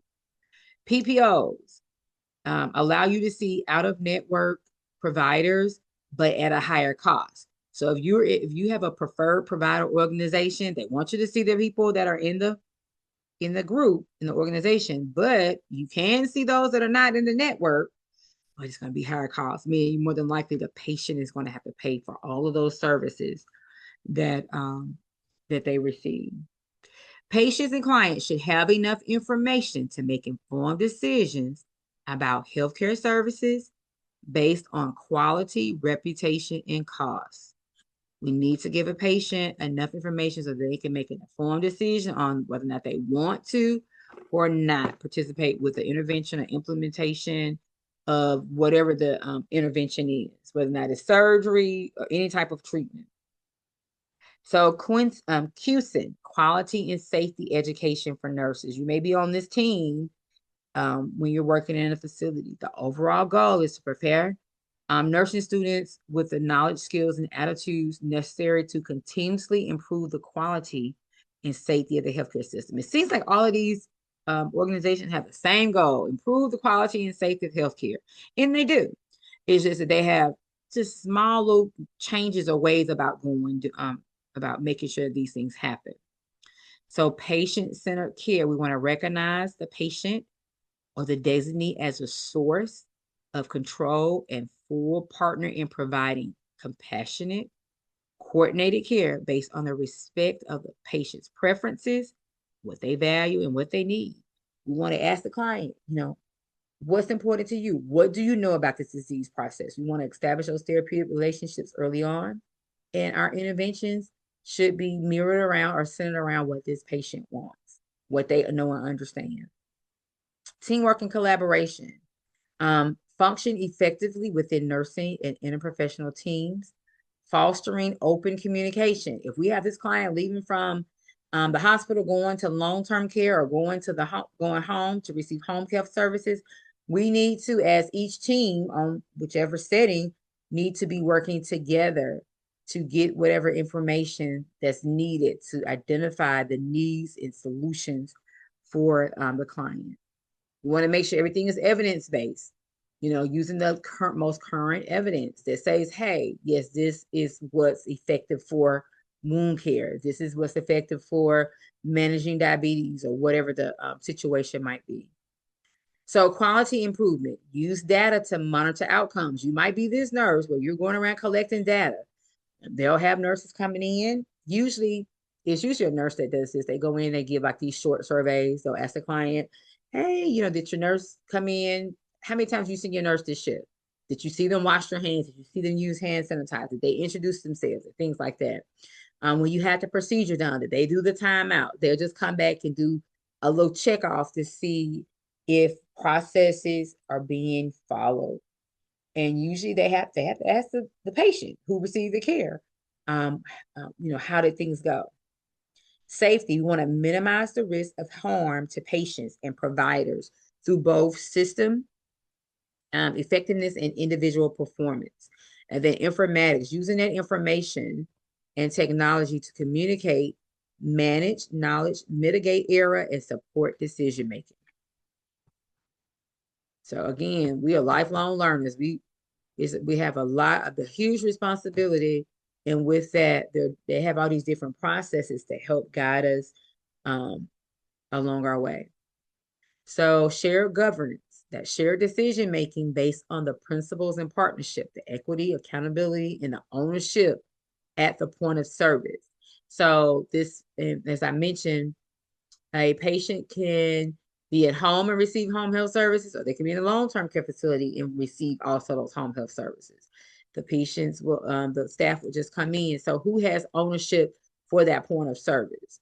So is that facility just providing that place for that person to live, but the services are really coming from the hospice or the home health that's coming in? So the future of nursing, Institute of Medicine, it removed scope of practice barriers. It expanded opportunities for nurses to lead. And so, like I said, in many settings, you can get those certifications within the settings. You can, start your nonprofits. You can advocate for a number of things. And so the Institute of Medicine is a huge advocate of increasing a positive nursing workforce out there. And you'll see too now, a lot of schools of nursing have changed. They're actually allowing more students in because of the nursing shortage. That's another big thing that's been discussed, because there's always been a nursing shortage. So like, what are we doing about it? So you hear this big push for more. They're going back to the school, the programs, where there are only a certain number of slots. So if you have 100 people that want to get into nursing, but there are only 25 slots. So just think about that every year, every semester, how many people are not given the opportunity. And so over time, that increases that shortage of nursing. So we use STEEP. It's an acronym that guides us. And so this is one slide that looks at it. And then this is another slide. So they both say the same thing. So for safety, we want the healthcare should not harm the patient. What we're doing for this client should not be harming this patient. We want to do things in a timely manner. The person's coming in and have an appointment. If they have orders for whatever it is, medications, things need to be ordered in a timely manner. This patient should not be coming in, have an appointment, at 9 o'clock, and they don't get seen until 11 o'clock. We should be doing things in a timely manner. Patients should not have to be waiting a long, long time just to receive care. Effective care should be based on the best knowledge, the evidence, the latest. Efficient resources should be used wisely to avoid waste. Patients getting the bill for all of these supplies. Why? And for a procedure that only needed this amount of supplies. So we want to be mindful of not being wasteful. We want to provide the best care for all of our clients, no matter their pay source. We want to provide that equitable best care for our clients and make sure that the care is centered around what's important to that patient. Care should be respectful and responsive to individual patients' preferences and their needs and values. Check the chat again. We're coming up almost on our second break. Are there any questions or concerns about any of the information? Are you all seeing this? That we've covered so far. I wanted to make sure that we slowed it down and making sure that we are taking the time to look at all of these concepts. And we'll go over all this again on next week.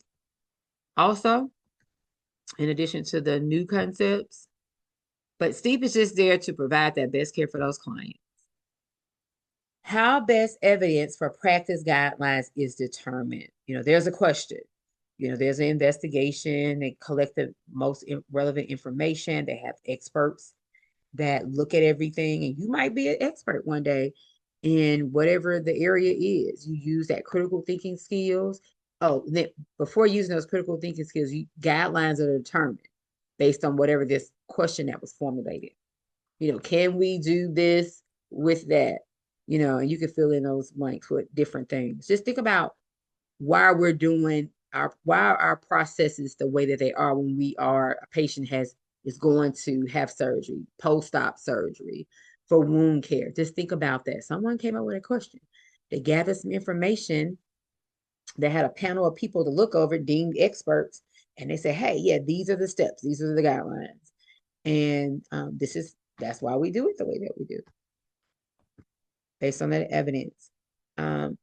We do have plan, do, study, and act. So we define the aim of the question. It's pretty much just like what we just said. And then we try out the change idea and collect data. We analyze the data and compare to the predictions and things that we thought were going to happen. And then act. We plan the next cycle. And then can we implement that change? Or should we continue to do it the way we've been doing it and plan again?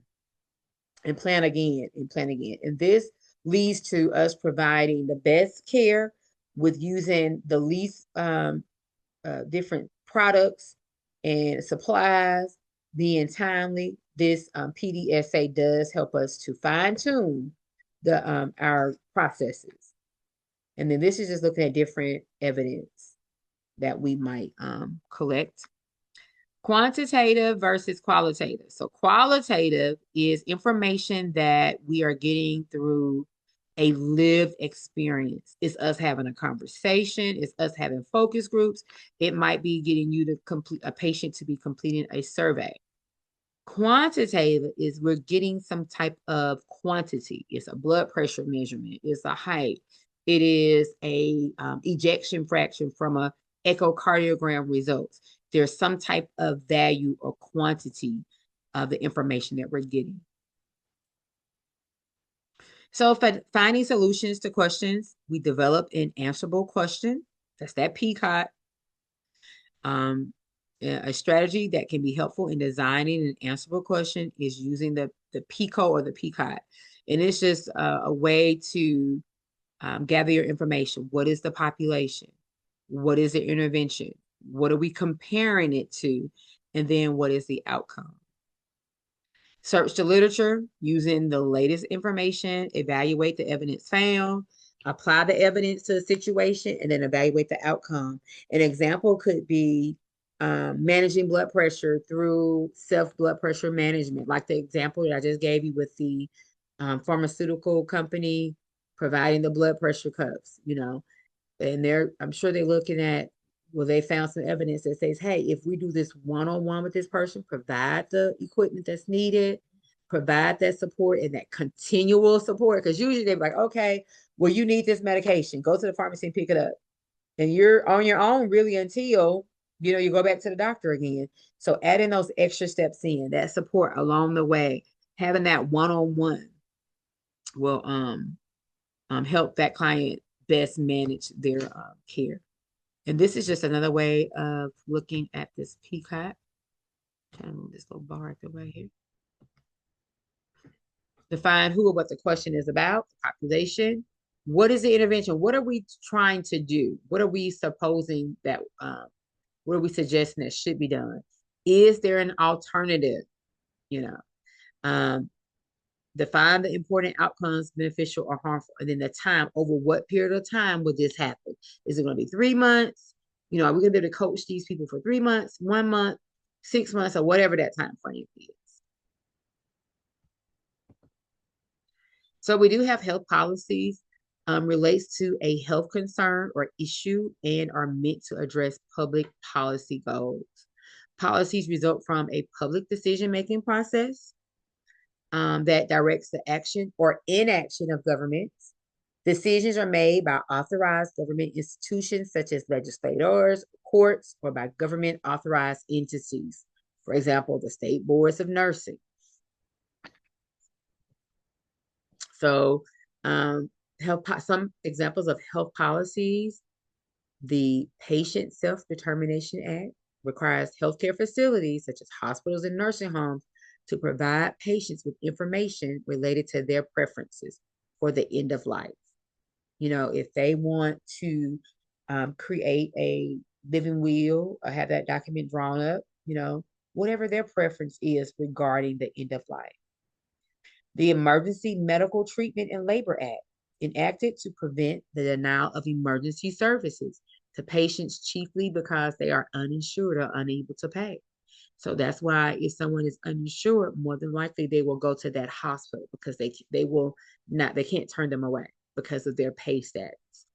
Now, if you go to a doctor's office or urgent care center, some of them have funds where they can, per week or per day, you're able to see and provide services without pay. But for the most part, you gotta have that pay source. Whether or not it's your own funds or it is that insurance that's going to pay for those services that you're getting. So the Omnibus Budget Reconciliation Act, the OBRA, several comprehensive federal budget laws passed over different years that have made significant changes to Medicare and Medicaid. Like we just talked about, the Medicaid expansion. It varies from state to state because some states chose not to receive those funds to have them available for the people that live in their state. Program reform, cost containment, and access to expansion. All right, so we're going to pause right here. We're going to stop and take our second 5-minute break. Remember, this recording still plays, so make sure you're on mute, turn your cameras off. We'll see you at 7:35.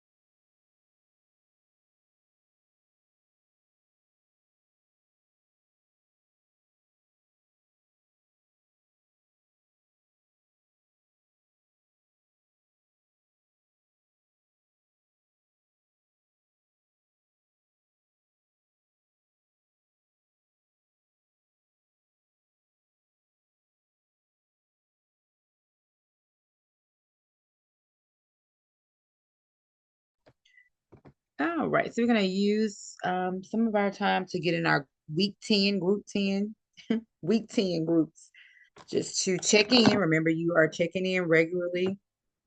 Well, anyways, what I'm gonna do, I'm gonna give you the opportunity to check in. So just give me a minute to put you in your groups here.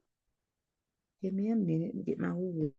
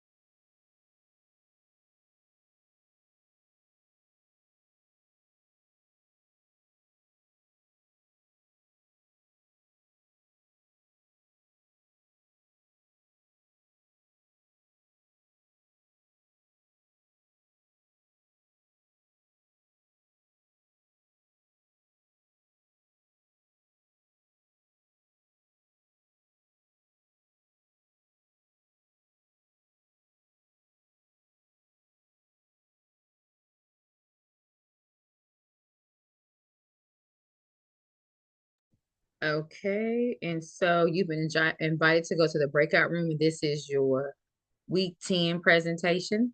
I'm gonna check back over the list again just to make sure I put everybody in the correct group. But accept the invitation. You'll be there for about, we'll give you about 10, 11, 12 minutes to just talk through, whatever it is, your last things. You may have to revise something, reassign, whatever it is. We'll give you time to talk. Just make sure I get everybody assigned. Accept the invitation and go on in.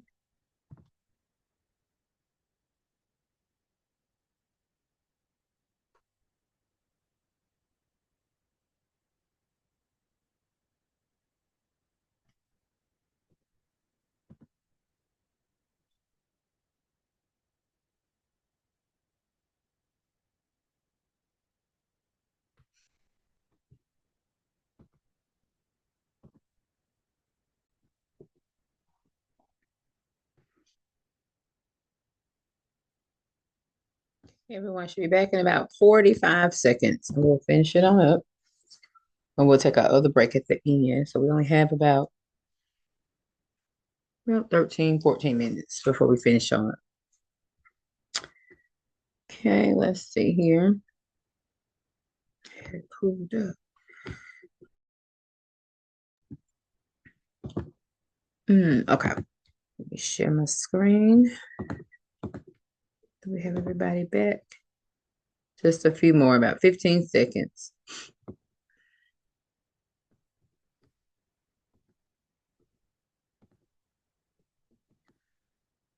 we're going to look back at this plan, do, study, and act, PDSA. So we're trying to define what the aim is, what is the question, or whatever the predictions are. Then we're going to plan our data to collect answers to the question. And then we're going to try out the change or the idea to collect data. And then we're going to look at the data and see, did this help, or not. And so let's fast forward. We have a little scenario here, and this is all in your announcement section. Let's look at here's an actual example here. Let's look at this case study. So we have Sunrise Community Hospital. It's a 200-bed facility that recently implemented an electronic medication administration record system. Despite this technology, the nursing quality improvement, or the QI team, this is another team that you might end up working on as a nurse, noticed an increase in near-miss medication errors during the evening shift. So we have this new way to administer medications, it's some new system, and it's electronically. So we have this new technology, but then remember I was saying about those incident reports or those reporting systems. If a patient has a fall, if they have bruises and things like that, they also have them regarding our shift-to-shift tasks. So the QI team has been collecting information, and they have noticed an increase in near-miss medication errors. So the nurse or the CMA or whomever that's administering medications almost have administered the wrong medications several times. So I'm sure they're trying to see if this new system, is it the system? Is it understanding of the system? Are there glitches in the system, or what is it? A preliminary chart audit showed that 35% of evening shift nurses reported at least one near miss per week, most commonly due to distractions during the medication preparation and incomplete barcode scanning. So they have that scanning in there. That's another safety mechanism that's there to prevent, unintentional medications and things from being administered. And I think I just saw somewhere where this facility had this barcoding system, and I think it was on the news or something. I don't know where I saw that. But anyways, so the nurse administered, or whomever, somebody administered a solution that was supposed to have been prepped for a surgery or some type of procedure. So the person that was administering the medication, that facility had that barcode system, and whatever the solution that they were trying to scan would not scan. So and long or short is the person was administered a harmful substance instead of the substance that they were supposed to have been administered for whatever procedure they were going to have done. But you see that barcoding you all may have seen it too in your settings, where they have to actually scan the barcode of the individual medicine that they're given. And it's another safety mechanism. It doesn't scan right because the doctor puts the order in, the pharmacies dispensing the medications or preparing them based on what the order says for that specific patient, the time and all of that. So when they scan it, it should be matching the time that it is, the right person, because you're scanning their armband as well. But the nurse manager and the QI team decide to use the PDSA framework to improve the accuracy and the safety of medication administration. Let's see what they did. So they're trying to you come up with some goal, reduce near-miss medication errors on evening shift by 50% within 3 months. So the plan, they identified the key causes. Some nurses said that they were distracted, So the interventions were to develop a quiet zone near medication carts, reinforce barcoding, scanning compliance. Hey, this mechanism is there. Just take the time to scan. It's there to protect you and that patient. Providing short refresher training on the EMAR. So providing these refreshers on, because I don't know if you all have actually been able to look in some of those systems, or you all actually have one that you all can, look in. And some, if you don't know all the pieces and the buttons and the things to push, then you don't get that information. Some systems are set up so that it's easier or not as challenging to work through, but some of them are complicated. If you don't know the correct button to push, you don't get any information. So under the D part, determine the data to collect. The number of near misses, and this is self-reported, barcode scanning compliance rates, and nurse satisfaction with the workflow. Like is this slowing them down, or is this, making them get, behind on providing that care that they are supposed to be providing for all their patients that's on the team. All right, so remember the goal was to decrease the number of near misses by half within 3 months. All right, so what are they going to do? Interventions were implemented for 4 weeks on 130-bed med surgical unit. Floor signage marked medication safety zone, do not disturb. So if they saw the nurse in that area, that means that there should be any distraction. Several departments actually use that do not disturb thing. I know even when they're preparing residents' meals, a dietary department, because remember, they have to make sure that they're putting the appropriate things. If a person is allergic to this, they need to make sure they don't put this on their tray. If they're on this type diet, it needs to be specific. But a lot of departments use that do not disturb. A pharmacist provided a 10-minute in-service sessions at shift huddles. So that just that reinforcement, just going over the same thing over and over again, so that you have it, that you understand it, and the things that you don't understand that you can identify and ask questions about. Charge nurses monitored the barcoding, scanning compliance daily. So as that charge nurse, you have to just do a drop by. Okay, let me see, are you scanning? Just to come back and just make sure that to see what they were actually doing. So the study results, after 4 weeks, they had a near miss reports decreased from an average of 12 per week to 6. Barcode scanning compliance improved from 78% to 95%. Nurse feedback, most felt that the quiet zone decreased distractions. And remember, I said there are all these people on this healthcare team, but you're the person that they're going to be coming to, the nurse. And so, yes, you do have many distractions. So the nurses' feedback said most felt the quiet zones decreased distractions, but some noted challenges with enforcing the policy during high traffic times. If you're that person that's there, depends on what station you're on, or where the entrance is to that building. They're dropping off medications. Family members are coming by. And if you're in that area that has that high traffic, then you're going to be the person they're going to stop all the time. So they may need to relocate, where that nurses sit at, or where that station is, if they can, or put some signage, and say, hey, if you have questions about this, go on down the hall, or go to the second door on the right, or whatever. So then the act, continue the intervention hospital-wide. Add signage and policy reminders in all medication areas. Plan for a follow-up on the PDSA cycle to test additional strategies for high traffic times. So they did good, but then the nurses noted that during those high traffic times, meal times, it's just certain times of the day that they're just, a high, usually after they think residents have had their baths and they're up for the day, then there we go. There's going to be a lot of traffic. So how did this PSA cycle help structure the improvement process? So they thought about several alternatives. First of all, I had to identify and come to the grips with, hey, we have a problem. We have had all these near misses where nurses or whomever was administering medication almost administered the incorrect medication to the person. And so how could the bedside nurses contribute to the data collection and feedback? Just be open and honest with it so that we can identify step solutions to the problem. It could have been the the system, that electronic system.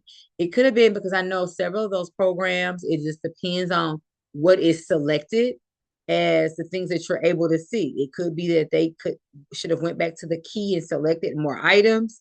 So it's best to just be honest about whatever you are experiencing so that a solution that's needed, actually comes forth.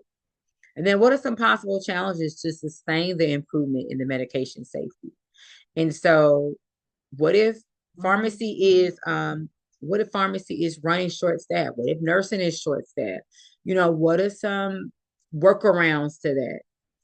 What if a patient has new orders? Like, what is the procedure for that? Because I'm sure this electronic medication system, if they had routine medications, it's fine.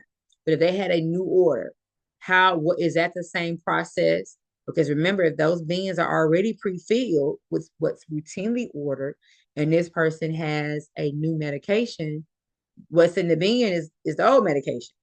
And then so the order is updated. And so the nurse sees the order, but then they go to the bin and the medications aren't there. So just thinking through it's never just rarely just one solution, because within that solution, sometimes there are other problems that come about and you realize, well, hey, was this really the problem or is this the problem? Or do we have several issues? So I'm going to pause and look in the chat and see if there are any questions. If not, just make sure that you are going back and reviewing the recording. This is our content. I went over into some of 8 weeks content too, so that, you're just getting it over and over again. So you can identify those concepts that you still struggle with and need a little bit more information on, but just so that we're ready for our exam 3, which is in week 9, which is the week after next.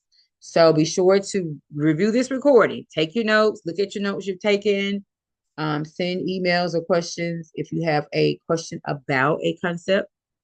And we will see you on next week. Take care. Make sure you place your name and your campus in the chat. Make sure you've done that. Thank you. Good night. You're welcome. Take care. I think the weather's going to be good everywhere. Take care. Good night. Take care. Stay weather aware. Good night. Yes, make sure you place your name and campus in the chat.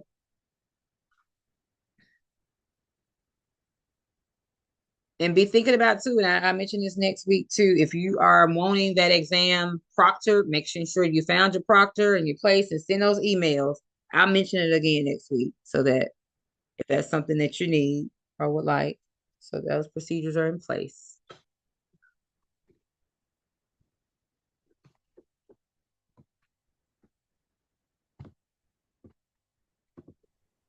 Professor, when did you say that the homework grades was going in?